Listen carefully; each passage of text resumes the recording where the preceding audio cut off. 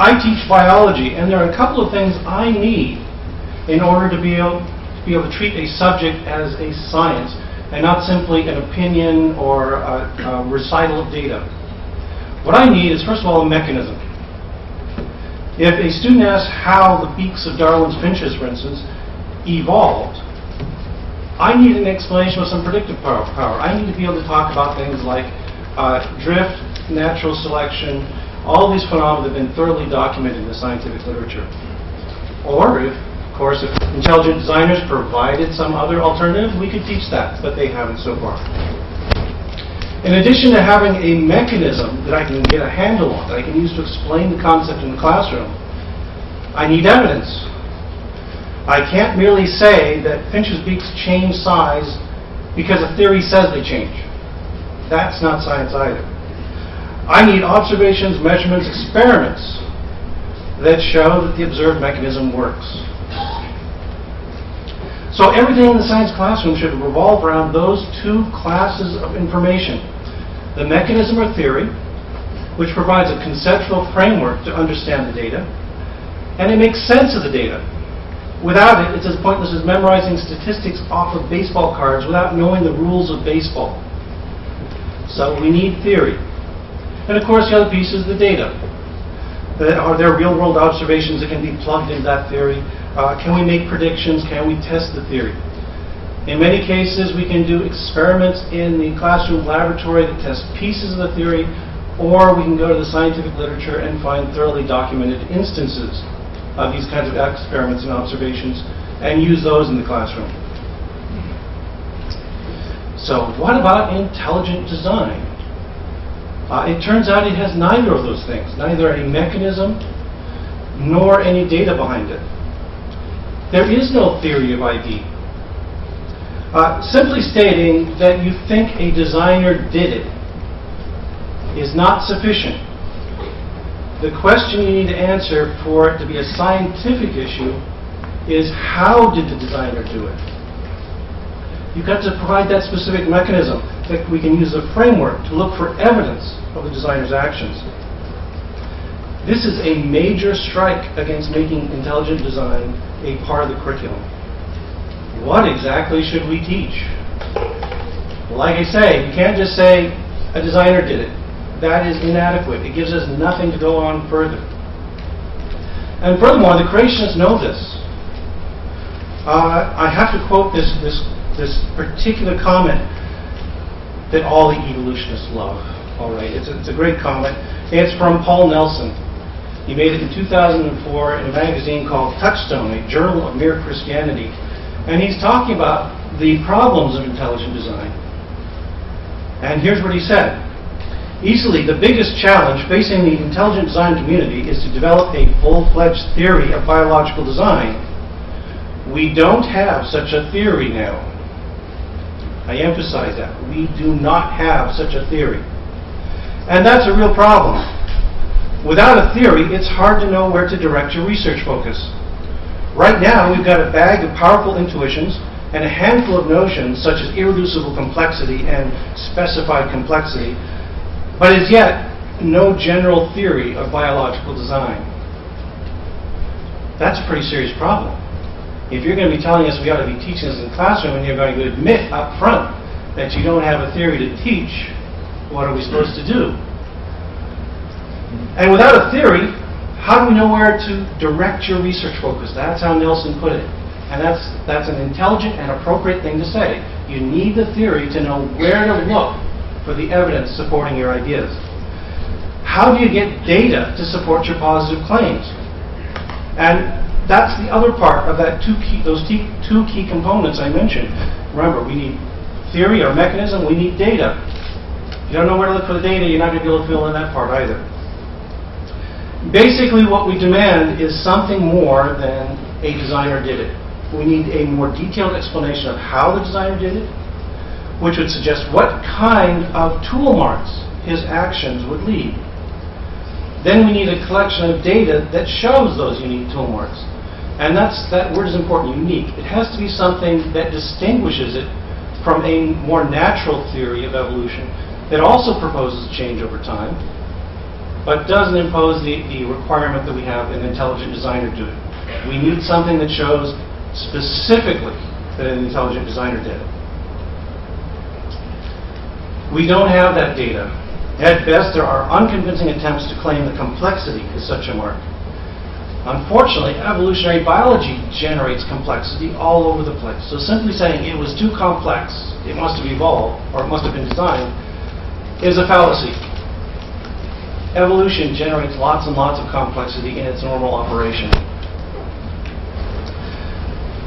So put yourself in the place of the poor teacher asked to teach intelligent design. After announcing that some people think an intelligent agent created at least some kinds of life on Earth, what do you do next? I'm at a loss. There doesn't seem to be anything you can do next. There are no experiments that you can carry out in the classroom. There are no published papers that publish documented, reasonable pieces of evidence in support of the idea. There's nothing there. For instance, can you say anything about the nature of the designer?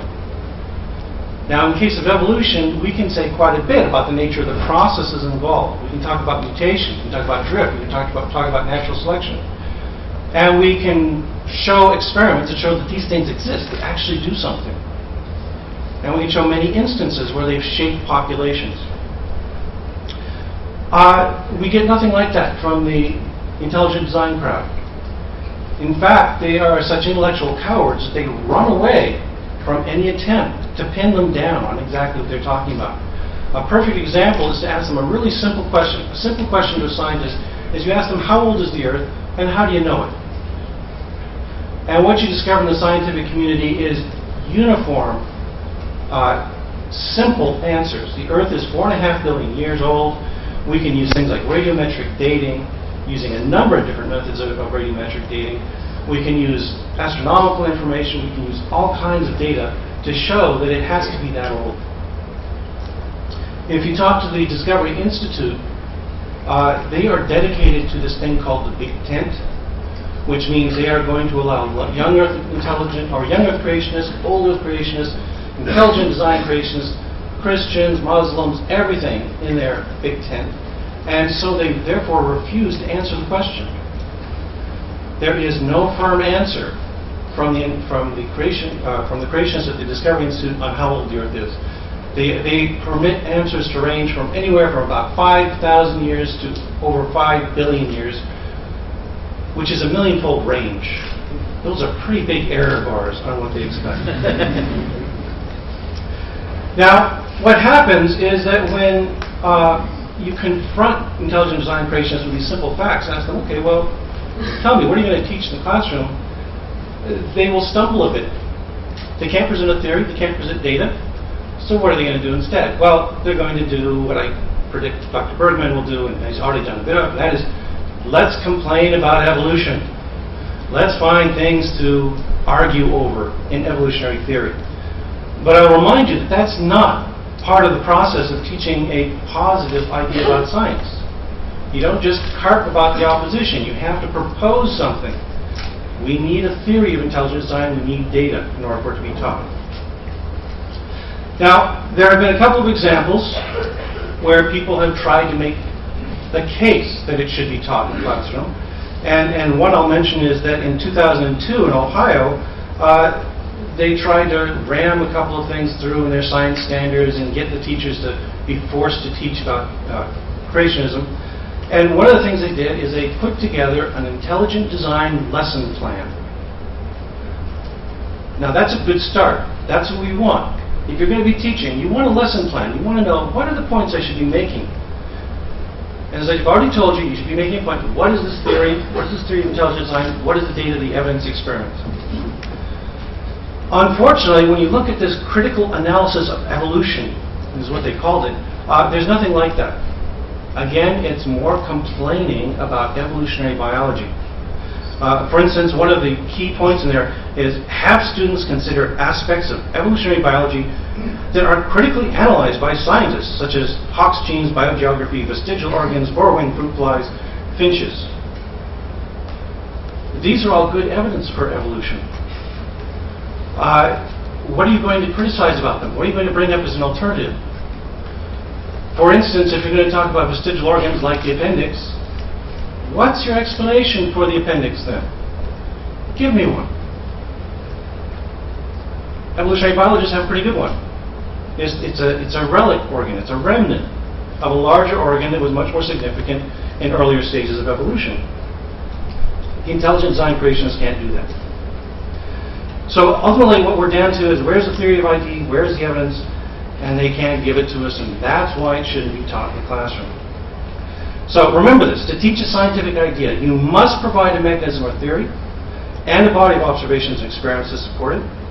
And when asked to do this, in every case, the ideists are reduced to reciting often discredited gripes about evolution, and that's not what we need for a science class. That doesn't work. How much time do we have? Oh, good, okay. There's another dimension of this issue as well, and that is that teaching is not a playground for teachers to spout off about whatever strikes their fancy. It is a position of responsibility. Teachers are legally and ethically obligated to teach a curriculum defined at the state and district levels. They have an obligation to their colleagues because at the same time they're teaching this biology course that discusses evolution, the students may be taking other courses that will depend on the information coming out of yours. In subsequent years of their coursework, they may take courses that follow on your course, and if you haven't presented the evidence that your colleagues expect that the students will have covered, you've made extra work for your friends. So that's not a good thing. And of course, the most important reason is that we're responsible to the students. We must give them accurate and appropriate information so they can make informed decisions as a citizen or have a good foundation for their future careers. Now, it doesn't matter whether you personally believe in creationism or not. That shouldn't be an issue here. The problem is that teaching creationism is a violation of professional responsibility. It flouts the requirements of the state-mandated science standards, and it may conflict with the goals of the local curriculum. And that curriculum is usually designed to instruct students over the course of multiple classes. Now, I know for a fact that students who have had their time wasted with misconceived creationist notions in the classroom, who have learned nothing at all about evolution, are very poorly prepared for a degree program in college biology.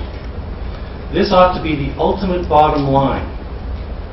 If you have a student in the high schools who you have hopes for, you'd like him to be something more than a ditch digger, I presume. And you may be thinking, my son or daughter would like to go into medical school, they'd like to get an advanced degree, they'd like to do research, all of these kinds of important things that some of us think are pretty cool. You are crippling them when you support the teaching of intelligent design in the classroom. Because what's going to happen is they're not going to get this body of knowledge that they need in order to succeed. I see it every year with students coming into my class. And this is not a class where I use creationists. No, that's not the case. This is not where I preach at them about atheism. Nothing like that is going on. It's just the facts. Here's the theory of evolution. Here's the evidence. Here's the experiments. We go over all of these things. And students who have not been exposed to them before suddenly find themselves working twice as hard as the students who've been fully informed. And that's not fair. There's not much we can do about it, though. The other choice is that we turn our classrooms into a remedial class, and that means that all the students who are well prepared find themselves handicapped when they move on to the next year. In a lot of ways, the biology curriculum is on rails. You are expected to come into the classroom in your first year, and you're expected to cover the basics. You're supposed to understand basic chemistry, you're supposed to understand the basics of biology, and then every year after that, it gets harder and harder, more and more detailed. And if you knock out the foundations on the students first, you're hurting them. So that's what I mean when I say it's a professional responsibility to not waste the students' time with teaching intelligent design in the classroom. And I will stop there. All right. So you made up for being late. You got good. 4 and a half All minutes, right. right? You're all set. Okay. So now we have. Let me reset this counter here. Now we're going to have 10-minute rebuttals from each speaker. Dr. Bergman will go first, and then after 10 minutes from Dr. Bergman, we'll get 10 minutes from Dr. Myers. Okay, Dr. I should Bergman. have taken a course called Speed Talking in college, but I didn't take it, so what do you do? Darwin's finches, I teach the same thing you do. The need a theory, that's true, that's a problem. There is not a coherent theory of intelligent design. No published papers, not true at all. There are thousands of published papers. A lot of these people have to be in the closet, because once you publish a paper which you openly support ID, good luck publishing again, because it's very, very difficult. And so many of my colleagues that I know who publish ID papers are in the closet, and there are many. There are thousands of papers. One colleague alone has almost 600 papers that he's published in major journals in his area, but he's pretty much in the closet. He's not in the closet with me. Age of the Earth, intelligent design is looking at a very specific thing. They're not concerned with the Trinity, the age of the Earth, the flood, these other questions. They're focused on a very specific thing. They're not trying to answer theological questions. As you said, it's the Big Ten. That's true. And they're very concerned about very specific topics, such as evidence for intelligence in the natural world. So therefore, they don't concern themselves with the age of the Earth. My own experience, I would say 80 to 90% of intelligent design supporters are not young Earth creationists. The vast majority accept the 4.6 billion years for the age of the Earth. Appendix, hope you don't teach in medical school. All of the anatomy books that I've used, I taught anatomy for 20 years, both in a medical school and in Northwest State. All the anatomy books that I used brought out specifically the several functions of the appendix. It's part of the body's immune system. A recent function now there's good evidence for is that it stores benign bacteria, so that if the colon bacteria is destroyed for some reason, it can be replaced effectively and rapidly with the bacteria, which basically fill up the places to reduce the likelihood of pathogenic bacteria taking over.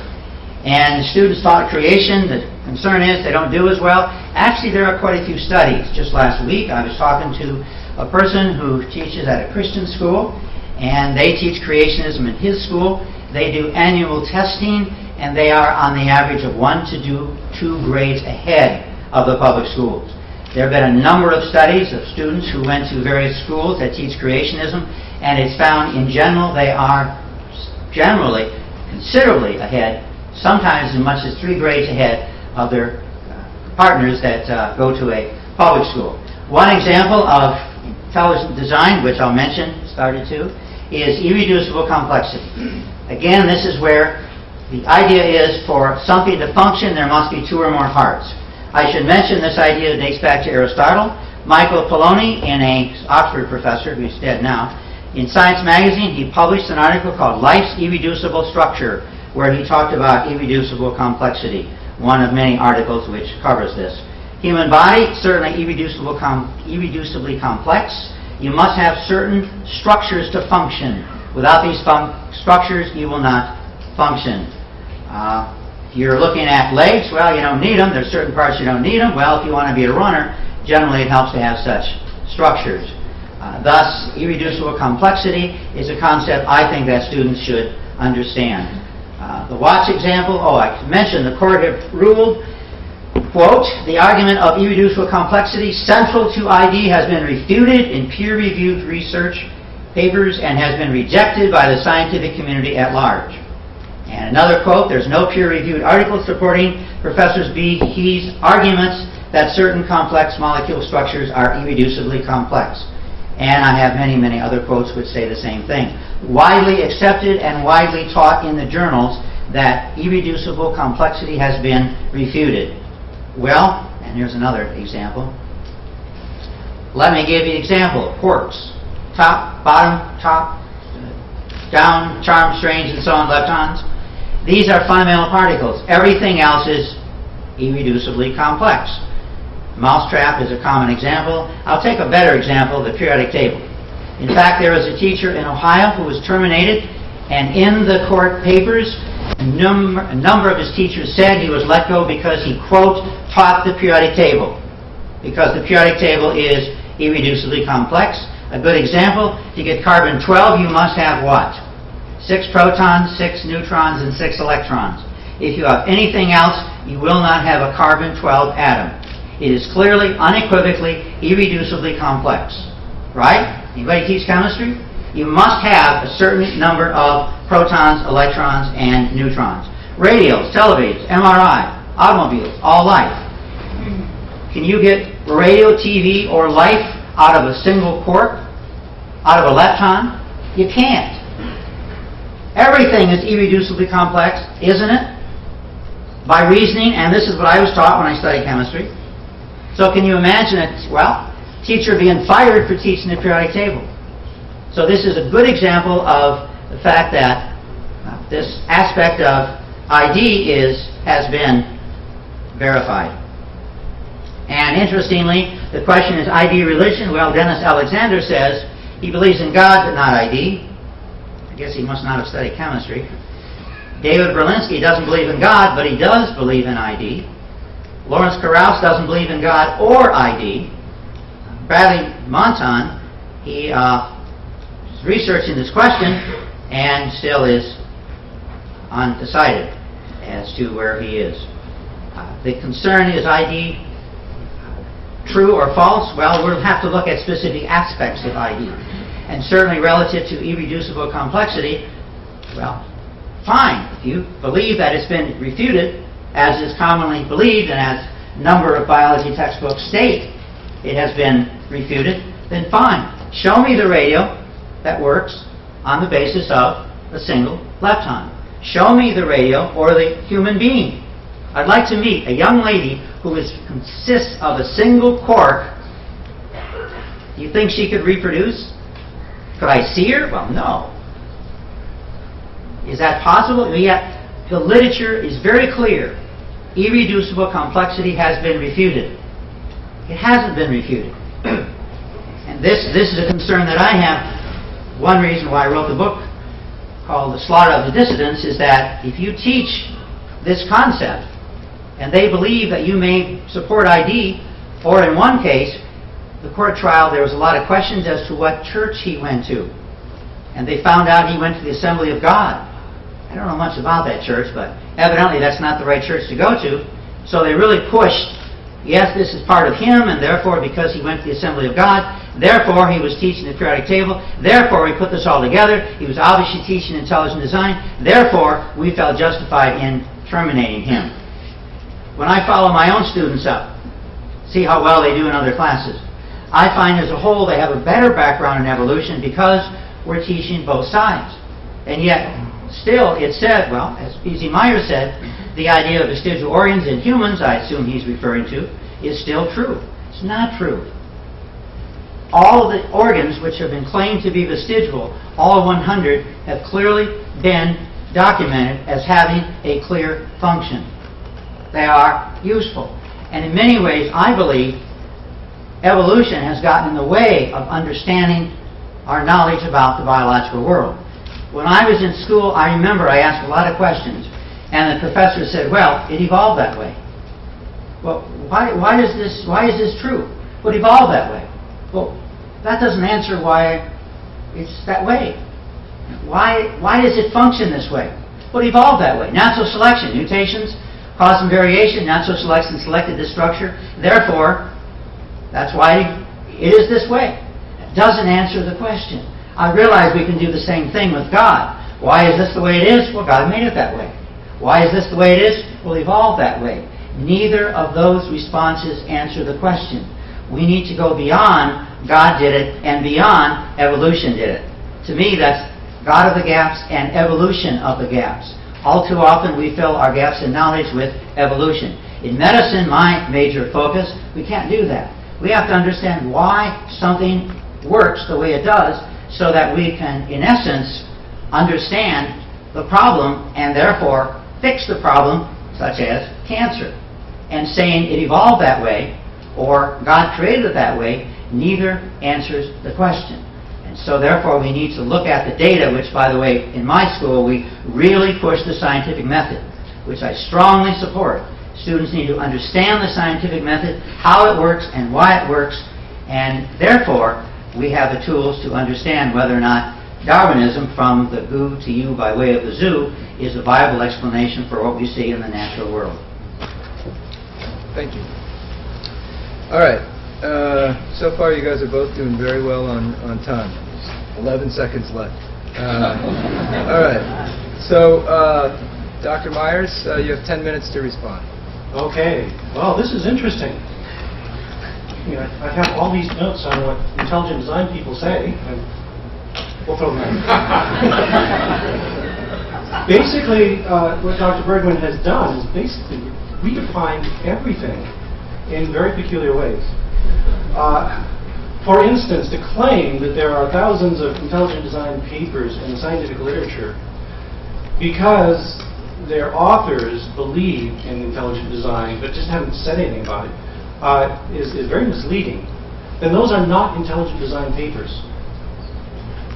Okay, I may be an atheist, and I know that tens of thousands of scientists out there are atheists. But that does not mean that a paper that is describing a scientific result is an atheism paper. That's not the way it works. An intelligent design paper would discuss a specific concept in biology, would address it using theory of intelligent design, if there were one, and would show experiments and data to support it. There's no such paper out there. The only papers that have been published by the intelligent design theorists have all been rather speculative papers, theoretical papers that don't have any real data with them, and mainly exercise the author's mind in using his imagination to stretch things.